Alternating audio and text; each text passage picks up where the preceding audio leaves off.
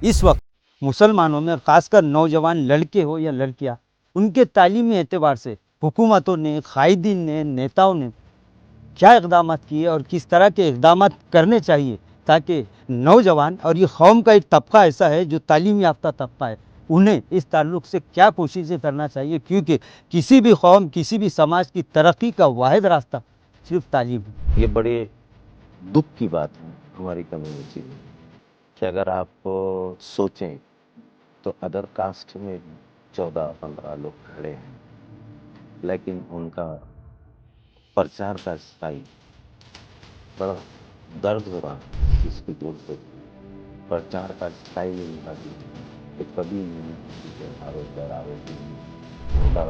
हो रहे हैं और भी कभी वाले आरोप हैं, कभी ये नहीं कहा कि कभी ने ये करा, ये खाया, वो खाया, कभी नहीं। मैं ये बोलता हूँ कि जब इनके आरोप लग रहे हैं तो हमारे मसाइल के तो किनारे रख दिया गया, लेकिन हमारे मसाइल का कोई भी शख्स जो आज़ाद हो, पार्टी से हो या जैसा भी जो खड़े हैं, वो उम्मीदवार जैसे जिससे भी खड़े हैं आज़ाद या पार्टी वगैरह से, तो उसमें मैंने ये देखा हूँ कि किसी ने ये नहीं कहा कि मैं सोशल वर्क करूँगा, किसी मेरे पड़ोसी की मदद करूँगा, मैं किसी के रोजगार की बात। औरंगाबाद शहर की अगर बात की जाए तो यहाँ पर भी उलमा इकराम की जानिब से मौलाना सज्जाद नोमानी के फैसले की भरपूर हिमायत और तायद का ऐलान कर दिया गया है। तमामी पार्टी के उम्मीदवारों को क्या पैगाम आप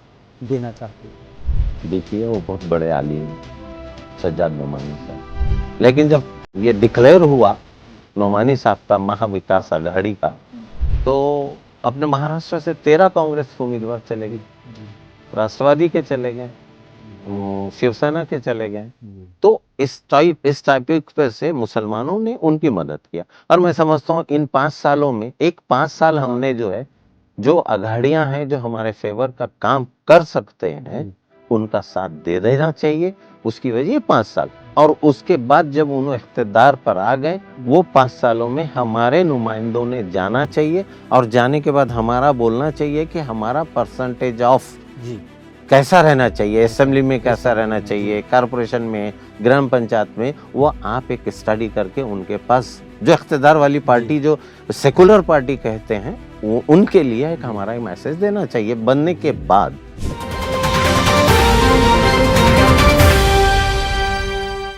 नाज़रीन, महाराष्ट्र असेंबली इलेक्शन का दंगल इस वक्त जारी है। तमामी सियासी पार्टियां, नेता और उम्मीदवार तशहीरी मुहिम में मसरूफ़ है। ABN महाराष्ट्र के ज़रिए हम कई सियासी चेहरों को आपसे मुखातब कर चुके हैं। आज हमारे साथ औरंगाबाद शहर का एक ऐसा चेहरा आपके सामने मौजूद है कि जो औरंगाबाद के मेयर जनाब डॉक्टर रफ़ीक ज़करिया के उस वक्त के इलेक्शन से लेकर 2024 के इलेक्शन तक न सिर्फ सियासी मैदान में बल्कि एक तालीमी मैदान में भी अपनी एक मुनफरिद पहचान रखते हैं। डॉक्टर रफ़ीक ज़करिया कैंपस मौलाना आज़ाद कॉलेज के वाइस प्रिंसिपल रह चुके ज़कीउद्दीन सिद्दीकी यानी मशहूर सर आज हमारे साथ हैं।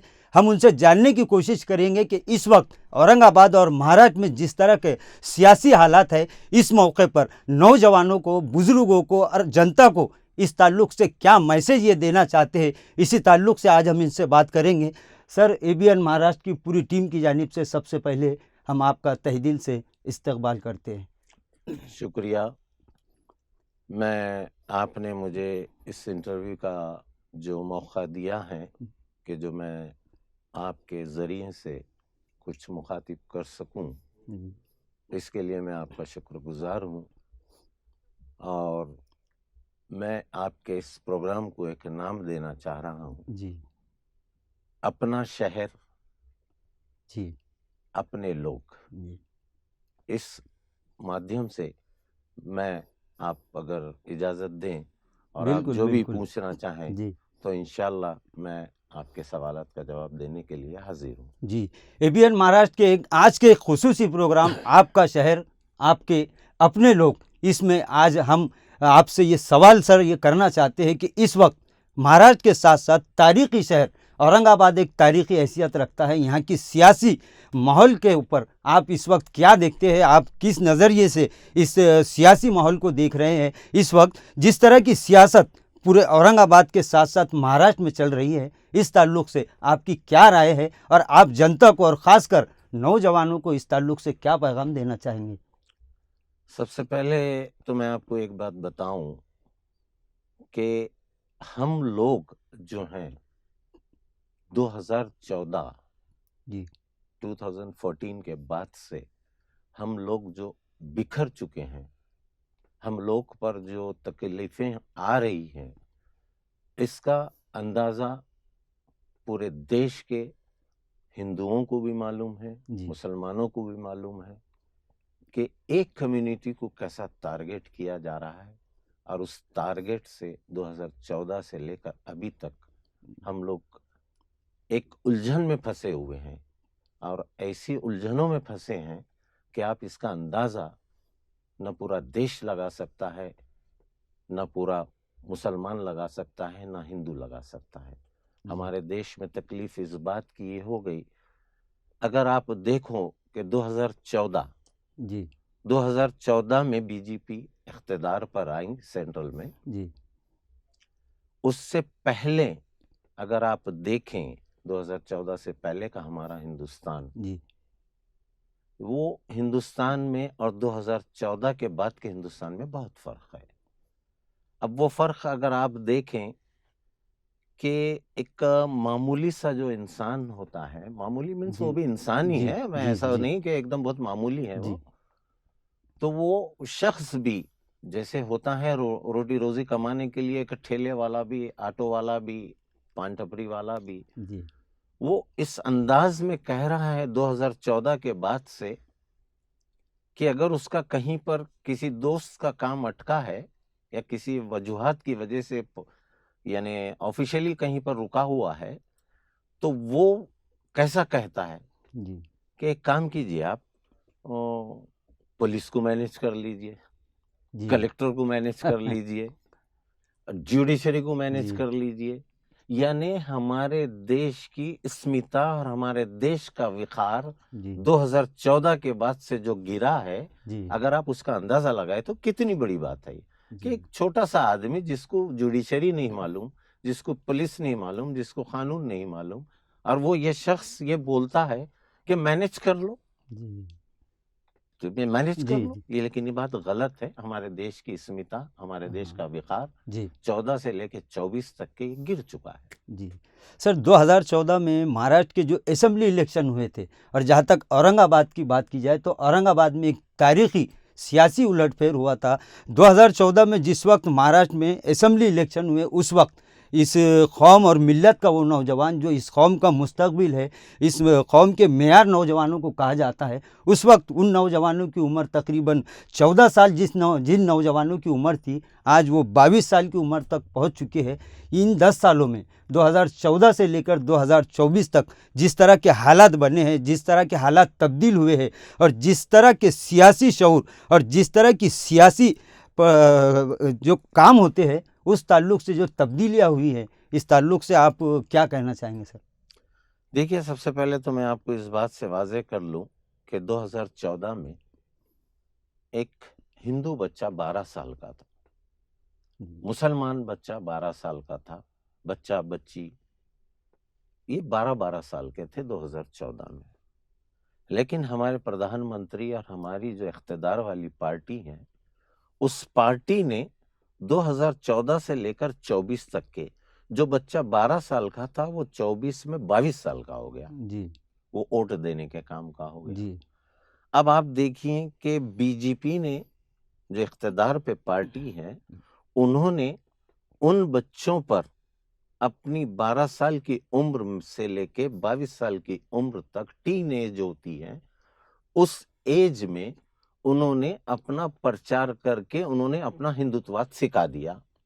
जी अब हमारा बच्चा भी 12 साल का था, लेकिन इख्तिदार में जब 2014 में हमारे पास कुछ अल्लाह ने ऐसी चीज हमारे पास नवाज दिया था, जी जो अल्लाह की मर्जी से था, जी कि उस वक्त का जो 12 साल का बच्चा वो 24 में 22 का 22 हुआ, साल। मुसलमान का भी हाँ। हिंदू का भी, अगर वो सही तरीके से, जैसे हिंदू बीजेपी इक़्तिदार वाली पार्टी ने अपने समाज में सिखाया है एजुकेशन, क्योंकि आप देख लीजिए कि इलेक्शन जो है आजकल अगर आप देखें तो पूरा टेक्निकल हो गया जी है, डिजिटल हो गया है, पूरी दुनिया डिजिटल हो गई जी है। एक जमाना था जब वो एक यूं समझ लो कि मैनुअल होता था, जो गिनती एक एक गिनती जब होती थी कागज पर, जैसे आपने, मैं जी जकरिया कॉलेज, जकरिया साहब का भी इलेक्शन देखा हूँ, मैं नजदीक से था, हम्म, उनका इलेक्शन कागज पे हुआ था,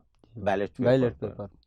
तो बैलेट पेपर पर निशानियां, फिर वो अलग करना, वो करना, आज उस वैसा नहीं है। जी तो हमारी कम्युनिटी में, एक मैं अपनी तरफ से मेरा ख्याल है जी ऐसा जी कि हमारी कम्युनिटी में जब कोई इक़्तिदार पर आता है, या जी जैसे एक छोटा सा मिसाल ले लीजिए कि एक कारपोरेटर है, जी और एक कारपोरेटर जो है वो एक अपने वार्ड के बच्चों की अपनी उसकी एक इस्लाह के लिए उन्हें उसको चुना जाता है। जी तो हमारे पास 10 साल का इक़्तिदार आया, हमारे बच्चे, मैं माजरत से चाहूंगा जी कि हमारे बच्चे जज्बाती बने, जी। समझदार नहीं बने। अच्छा। जज्बाती, इस तरीके से जज्बाती बने, अगर आप देख लो कि 14 से पहले के मेरे भी कई दोस्त हिंदू जी हैं, जी आपके भी हो सकते जी हैं, जी और भी कम्युनिटी के हो सकते हैं, जी पड़ोसी हिंदू है, जी मुसलमान हिंदू मुस्लिम पड़ोसी हैं। लेकिन 14 के बाद से जो फिरका परस्ती का जो लग चुका है, जैसे जी कि इक़्तिदार वाली पार्टी अपने बच्चों को वो कर ली, हमारे पास जो 10 साल पहले पार्टी आई थी उन्होंने अपने बच्चों की दूरियां कर दी, और पोलराइजेशन हो गया। मतलब मजहब की सियासत हो गई मजहब सर। की सियासत में जी ये तकलीफें हमारे आने वाली नस्लों के लिए बहुत मुश्किल है। अल्लाह ने हमारे तो गुजार दिया, जी लेकिन हमारी आने वाली जी नस्लें कहीं इसमें मुब्तला होके तकालीफ में ना आए, ये एक मेरा जी। बोलना जिस तरह ये मज़हब की और है। धर्म की जो सियासत चल रही है सर, उसमें जनता के मसाइल किस तरह से हल हुए हैं? जनता के ऐसे बहुत सारे मसाइल है, एजुकेशन के ताल्लुक से हो, या मुस्लिम रिजर्वेशन का मामला हो, या वक्फ बोर्ड की मिल्कियत के ताल्लुक से जो भी हालात इस वक्त महाराष्ट्र और पूरे मुल्क में पैदा हुए हैं, ये मज़हब की सियासत में इन जनता के इन सारे मसाइल को भेंट चढ़ा दिया गया है। तो आप क्या कहना चाहते हैं कि इस तरह की सियासत नौजवानों को और अपनी कौम और मिल्लत को, शहर और इस मुल्क को किस तरफ ले जा सकती है? देखिए, इक़्तिदार वाली पार्टी जो है, जी हमारा देश जो है 125-135 करोड़ की आबादी वाला जी हमारा देश जी है। अब अगर आप देख लें कि हमारे देश को किस तरीके से बांटा गया, पोलराइजेशन जी मुसलमानों में ही नहीं है, जी। पोलराइजेशन अदर कास्ट में अदर भी है। कास्ट में भी है। जी हम ये ना समझे कि खाली हम में है, जी लेकिन मुसलमान एक सॉफ्ट कॉर्नर होता है कि मुसलमान के दुम पर पैर रख दें जी तो वो बस उसी दुम के जख्म को भरने के लिए इस कदर बेचैन रहता है, जी और वो जख्म जो है शुगर के मानी नासूर बन के वो जख्म भरता नहीं। जी हर हम लोग 25 साल 20 साल 50 साल हम उसी में मुब्तला हो जाते हैं। जी एक ये है। अब रहा सवाल, हम लोग पूरे हिंदुस्तान में 18 to 20%, 80% हमारे हिंदू भाई। जी अगर आप देख लें कि वो 80% लोग जो इख्तिदार वाले हैं, जो अपोजिशन वाले हैं, जो अलग अलग पार्टियों से ताल्लुक जी रखते हैं, जो देश की पार्टियां हैं, हम 20% लोगों का डर बता के उनके उनको इख्तिदार पर आना चाहते हैं। जी लेकिन जिस दिन मुसलमान ये समझ लें कि वो कोई एक पार्टी डर बता रही है, जी और डर बताने के बाद अगर वो पार्टी पोलराइजेशन करके फिर मुसलमानों पर हमला कर रही हैं, हमारे हिंदू भाइयों से मेरी एक रिक्वेस्ट है कि हमारे भाई हैं, हमारे देश जी के हैं, जी लेकिन हमारे पास एक सिस्टम ये आ गया कि मुसलमानों को बहू बनाया गया कि अरे वो ये कर लेंगे। जैसे कि लोकसभा के इलेक्शन में बहुत से हमारे प्राइम मिनिस्टर साहब ने कई बातें की हैं जी कि आपका ये छीन लिए जाएंगे, आपकी भैंसें छीन ले जाएगी, जी आपका ये होगा। जी अरे भाई, अगर हम लोग 20% होने के नाते जी अगर हम इतने पावरफुल है तो हमें फख्र जी होना चाहिए, और हम हो सकता है कि हम देश के लिए एक किंग मेकर भी का रोल अदा कर सकते बिल्कुल, हैं बिल्कुल। देश के लिए, जी, जी, कि हमारा देश किंग मेकर में किसको इख्तिदार पर बिठाना है, जी, ये हमारा मुसलमान कर सकता है। जिस दिन जी। ये देश पर किसको इख्तिदार पर बिठाना है ये मुसलमान समझ ले, तो इंशाल्लाह देश में ये तकालीफें हिंदू और मजहब की और इस्लाम की कहीं पर भी आपको ये चीजें नहीं मिलेगी। सर एक अहम सवाल मेरा आपसे ये है, क्योंकि आप एक तालीमी शोबे से ताल्लुक़ रखते हैं, आपने आपकी ज़िंदगी के कई साल एक तालीम के मैदान में नौजवानों को एक तालीम के ज़ेवर से आरास्ता करने के लिए वक्फ़ किए हैं। इस वक्त मुसलमानों में और ख़ासकर नौजवान लड़के हो या लड़कियां, उनके तालीमी एतबार से हुकूमतों ने, कायदीन ने, नेताओं ने क्या इक़दामात किए और किस तरह के इक़दामात करने चाहिए ताकि नौजवान, और ये कौम का एक तबका ऐसा है जो तालीम याफ्ता तबका है, उन्हें इस ताल्लुक़ से क्या कोशिशें करना चाहिए, क्योंकि किसी भी कौम, किसी भी समाज की तरक्की का वाहिद रास्ता सिर्फ तालीम है। तालीम का इदारे से मेरा जो है तो 32 साल का वाबस्ता जी, रहा है, और वो भी वेल नोन कॉलेज, जी, मौलाना आज़ाद कॉलेज, डॉक्टर रफ़ीक ज़करिया साहब, जी, मिसेस फ़ातिमा रफ़ीक ज़करिया, अल्हम्दुलिल्लाह मेरे उस्ताद, मेरे प्रिंसिपल, ये सब माशाल्लाह से हमारा एक ही विजन रहता था जब मैं आज़ाद कॉलेज में सर्विस किया, जी, क्योंकि अब तो रिटायर हो गया हूँ मैं। जी, 2023 में मेरी रिटायरमेंट हो गई है और अल्लाह ने सब चीज़ों से नवाज दिया। बेशक, तो मैं उस वक्त भी बच्चों को यही कहता था कि तालीम बहुत बड़ा हथियार है। जी, अब अगर आप देखो कि मराठी मीडियम के स्कूल्स, और जी, सबसे पहले तो मैं आपको एक बात बताऊं कि हमारे महाराष्ट्र में जी, हमारे मुस्लिम समाज ने रीजनल लैंग्वेज पर काम करना चाहिए। अच्छा, अब रीजनल लैंग्वेज अब देख लें तो हमारी मराठी है। मराठी, देखिए, जब विलासराव साहब जब चीफ मिनिस्टर बने थे, जी, तो मुझे अच्छा याद है सिद्दीक मोतीवाला साहब के घर पर उनका पहला खाना हुआ था। जी, तो वक्फ बोर्ड, जैसे 1995 आपका सवाल भी वक्फ जी, बोर्ड का था, जी, जी, 1995 का जब एक्ट आया, तो उस 1995 के एक्ट के तहत चीफ एग्जीक्यूटिव ऑफिसर वक्फ बोर्ड में अपॉइंट करना था। जी, तो विलासराव जी ने बता रहे थे, बातचीत चल रही थी हाँ, खाते वक्त, तो हाँ, मैं ऐसा उन्होंने खास तौर से ऐसा नहीं हाँ, जी, बताया उन्होंने। तो उन्होंने कहा कि मैं मंत्रालय में तकरीबन नहीं भी बोले तो मैंने पूरा मंत्रालय ढूंढ लिया, तो डिप्टी कलेक्टर की रैंक में मेरे पास सिर्फ 15 से 16 मुसलमान मिले, जी, डिप्टी कलेक्टर की रैंक के। जी, और उनको मैंने कहा कि आप चीफ एग्जीक्यूटिव ऑफिसर वक्फ बोर्ड के बनिए, तो वो 16 ने इनकार किया, वो 16 ने इनकार इनकार किया, किया। तो उन्होंने कहा कि आप महाराष्ट्र पब्लिक सर्विस कमीशन की तरफ ध्यान दीजिए, जी, जी, आपने बच्चों को आप पढ़ाइए। जी, मैं आपके इस पढ़ाई पर आपको बात बताता हूँ कि हमारी कौम वो है जी, पूरे वर्ल्ड जी, में, हाँ, ईमान वाला वो है कि जो हाफिज कुरान बनने की ताकत रखता जी, है। बेशक, तो ये तालीम हमारे सामने कुछ भी नहीं है, जी, लेकिन हमारे बच्चे वक्त बर्बाद कर रहे हैं मोबाइल में, जी, अलग अलग चीज़ों में, नशे में। जी, बाल वगैरह देखिए, उनकी स्टाइल देखिए, जीन्स जी, फटी हुई, जी, घुटनों से फटी हुई, ये हमारे अखलाक नहीं है। जी, तहज़ीब नहीं तालीम है में वो, जी, तहज़ीब नहीं है, ये हमारी तहज़ीब नहीं है। तो मैं ये समझता हूँ कि तालीम में हमारे बच्चों ने जी, मराठी सीखना चाहिए, जी, उसके क्लासेस लगाना चाहिए, जी, एमपीएससी को अपीयर होना चाहिए, हमको यूपीएससी नहीं चाहिए।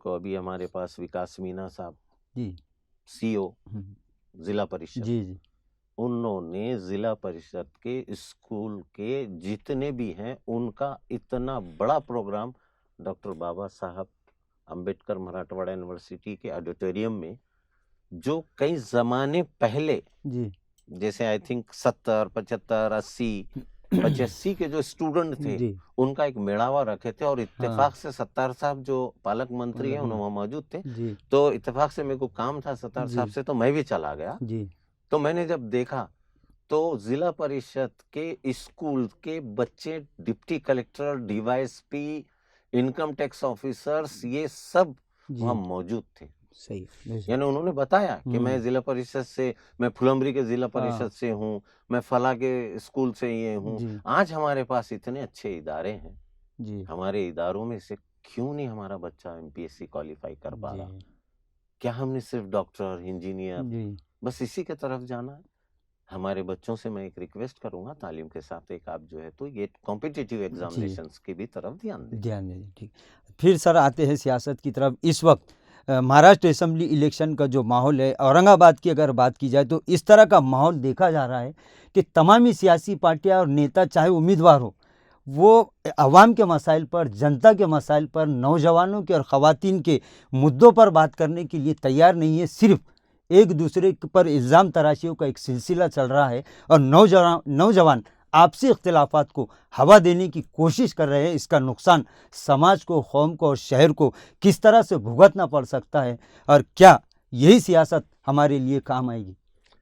आप जैसा बताए हैं कि आरोप दर जी आरोप जी कैंडिडेटों पर जो जी लग रहे हैं, ये बड़ी दुख की बात है हमारी कम्युनिटी में कि अगर आप सोचें जी तो अदर कास्ट में भी 14-15 लोग खड़े हैं, जी लेकिन उनका प्रचार का स्टाइल जी बड़ा दर्द हो रहा है इस जी चीज़ को बोलते हुए। प्रचार का स्टाइल उनका जो है तो कभी उन्होंने किसी पे आरोप दर आरोप नहीं। नहीं किया, और हमारे पास का आरोप, अभी तक सोशल हमारे मीडिया पर उस तरह का उनका कोई हमारे बयान भी हमें बयान सामने भी नहीं आप आया। देख लो कि आप जी भी जी यूट्यूब से रखते हैं जी ताल्लुक, उनके पास भी यूट्यूबर है या जी किसी का उनका, जैसे कि भी हमारे यहाँ जी पर जो सेंट्रल में जी बाड़ू थोरात हैं और भी हैं, जी प्रदीप जायसवाल है। हाँ बाड़ू थोरात ने कभी ये नहीं कहा कि प्रदीप जी जायसवाल ने ये करा, ये जी खाया, वो खाया, जी कभी नहीं कहा। फिर उधर देखो तो अतुल सावे हैं, अलग अलग भाई हो सकता है। जी थोड़ा मैं हमारे नौजवानों से अपील करता हूँ कि उसको हवा ना दें, जी और ऐसी अफवाहों पर जी देखिए, हर लोग जिसका जो होता है ना अंधेरे में, वो अंधेरे में अपना काम किस तरीके से करता है वो तो आप अच्छी तरीके से जानते हैं, जी क्योंकि आप यूट्यूबर हैं, आप जी मीडिया से ताल्लुक़ रखते हैं। मैं ये बोलता हूँ कि जब इनके आरोप लग रहे हैं तो हमारे मसाइल के तो किनारे रख दिया गया, जी लेकिन हमारे मसाइल पर कोई भी जी शख्स जो आज़ाद हो, पार्टी से हो जी या जैसा जैसा भी जो खड़े हैं, जी उम्मीदवार वो जो भी। उम्मीदवार जैसे जिससे भी खड़े हैं जी आज़ाद या पार्टी वगैरह से, तो उसमें मैंने ये देखा हूँ कि किसी ने ये नहीं कहा कि मैं सोशल वर्क करूँगा तो जी किसी मेरे पड़ोसी की मदद करूँगा, जी मैं किसी के रोज़गार की बात करूँगा। जी हमारे शहर में आज नल का प्रॉब्लम है। जी हमारी सियासत पानी पे नहीं है सर, जी हमारी सियासत पानी पानी पानी पे नहीं है, हमारी सियासत इन चीज़ों पे नहीं है।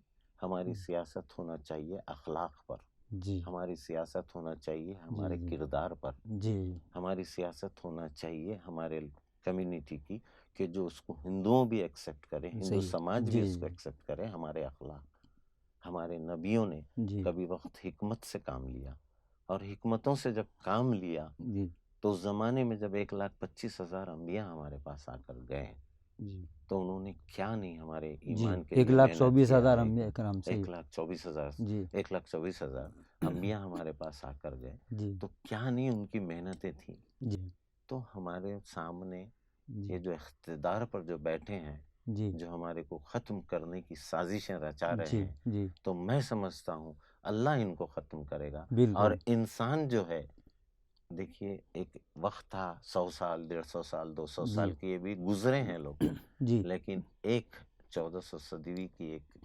इसमें कार्यकाल में उम्र जो है तो 45, 55, 60, जी 70, 80 इसके ऊपर नहीं है। जी देखिए कितना भी हो, एक बार आखिरत में जाना है, अल्लाह जी को मुँह बताना है। जी और मैं समझता हूँ ये जो तोहमतें एक दूसरे पर जो लग जी रही हैं, जी तो हमारे जो लीडरान इस वक्त यहाँ खड़े हैं, जी उम्मीदवार जो जी बने हैं, जी तो इन्हों अपना वर्क बताएं। जी तोहमत लगाना एक बहुत बड़ा गुनाह है। जी तोहमत पर आप अपनी सियासत के वास्ते अपनी कम्युनिटी को जी नीचे ना गिराएं। खाना सियासत एक अपनी जगह है, जी डेवलपमेंट अपनी जगह सही है। अल्लाह ने हमारे को 10 साल दे चुका था। जी हम अगर मिलकर पूरे जुट कर जी एक अच्छा सा एक शहर जी हिंदू, मुस्लिम, सिख, ईसाई, जी जी रिजर्वेशन कैटेगरी के, ये सब मिलकर अगर हमारे शहर को अगर हम जी स्मार्ट सिटी तो एक नाम की रह गई है जी हमारे पास। जी वैसे अगर आप गलियों वगैरह में जाओ, जी स्लम एरियाज में जाओ जी तो तकलीफें हैं ही। तकलीफ है। जी तो मैं समझता हूँ कि हमारे जितने मुस्लिम कैंडिडेट हैं जी उनको एक मेरी एक रिक्वेस्ट है जी कि वो आरोप दर आरोप ना लगाएं, परहेज करें। परहेज जी करें, इससे परहेज करें। जी आप अपनी अपनी काबिलियत बताइए ना, जी आप अपनी काबिलियत बताइए कि मैं ये करूंगा, जी मैं आने के बाद ये जी करूंगा।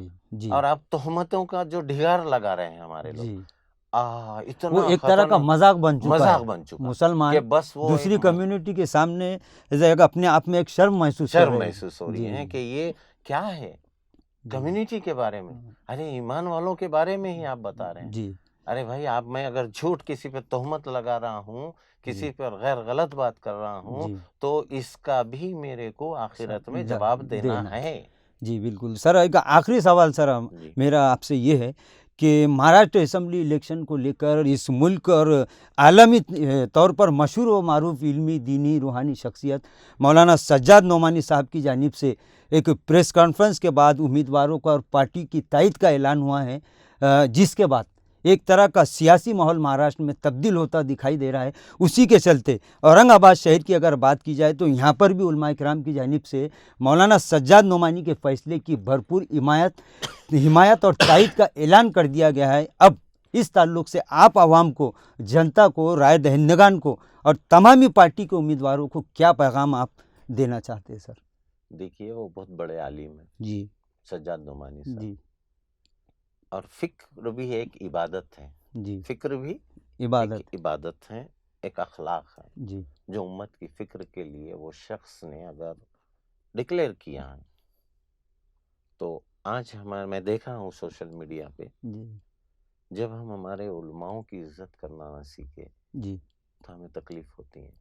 ठीक है, वोट देना आपका इख्तियार है, जी मानना नहीं मानना आपका इख्तियार है, जी आप उसमें कोई जोर जबरदस्ती नहीं है उनकी। जी हो सकता उन्होंने कुछ हिकमत अमली से ये चीज किया होगा, जी हो सकता उनकी जी हिकमत होगी, उनका रिसर्च होगा, जी महाराष्ट्र पे रिसर्च होगा, जी झारखंड पे रिसर्च होगा, पूरे जी इंडिया पे लोकसभा में उनका रिसर्च था, जी जी हो सकता उनका कुछ होगा। जी अब वैसे तो मैंने मेरे अभी दोस्तों के व्हाट्सएप ग्रुप पे किया था कि उलमाओ दीन और उलमाओं ने इस चीज से परहेज करना चाहिए, ऐसा मैंने मेरा खुद स्टेटमेंट मैंने व्हाट्सएप पे दिया था। जी लेकिन बाद में ये रियलाइज हुआ हम्म, कि नहीं, वो मैं शायद गलत था। जी इसलिए गलत था कि जब एक उलमा अपने को कह रहा है, जी हम एक इमाम के पीछे 250 लोग, 500 लोग, हजारों लोग खड़े हो जाते हैं, जी तो इमाम और उलमाओं की हमने इज्जत सीखना चाहिए।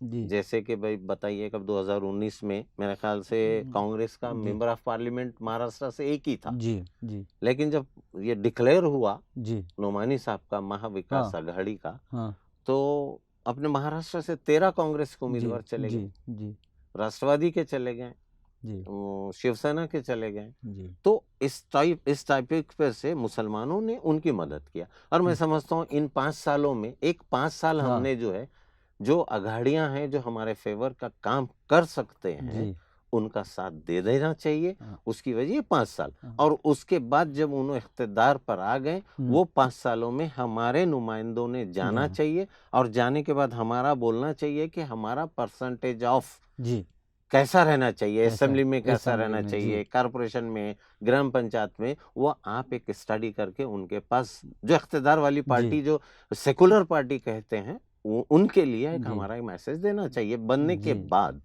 लेकिन हमारे पास ये हो गया कि उनको, मौलाना को भी गैर गलत अल्फाज इस्तेमाल जी हो रहे हैं। जी शुक्रिया। जी।